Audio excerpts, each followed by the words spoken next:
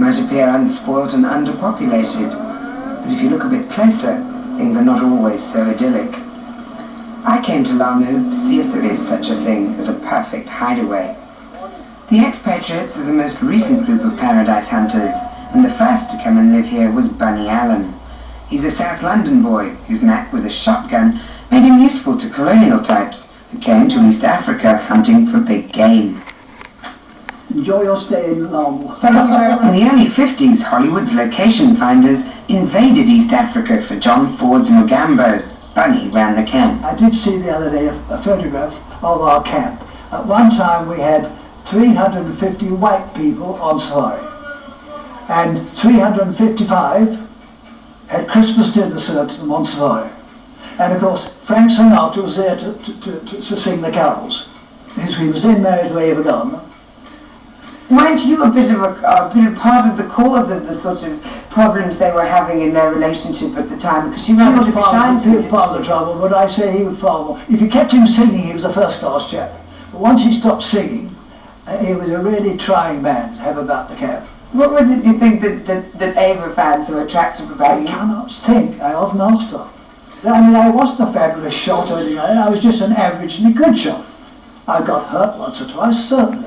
But then doing anything, have another fear you get hurt. You see, those are leopard's teeth. And they are two teeth that sunk themselves into me. If my arm to start with, it sort of crawled up from there. And he was doing his best to do what he could to me, which I couldn't blame for. But at the time, would you mind coming a little closer? Sorry. Yeah, that's right. At the time, I was looking into his eyes, and they were just magnificent. And I remember thinking to myself, what wonderful eyes you've got, and you have. Thank you. I'm sure you've never said that before to anybody.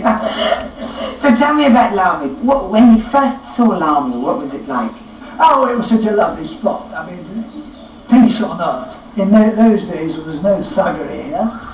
How did the local residents feel when you first came? I mean, were they surprised? Well, it did them good, because I would say that every house that I've helped build here has probably put 10,000, 15,000, 20,000 shillings in the people of Sheila's purse.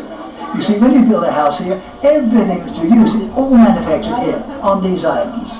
And there's no doubt about it that their own mode of living and their houses have improved vastly since the European came to live here.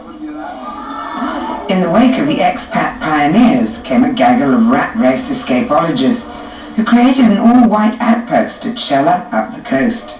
But their heavenly peace is being threatened. Lamu's population is largely Muslim, and even here fundamentalism is on the rise.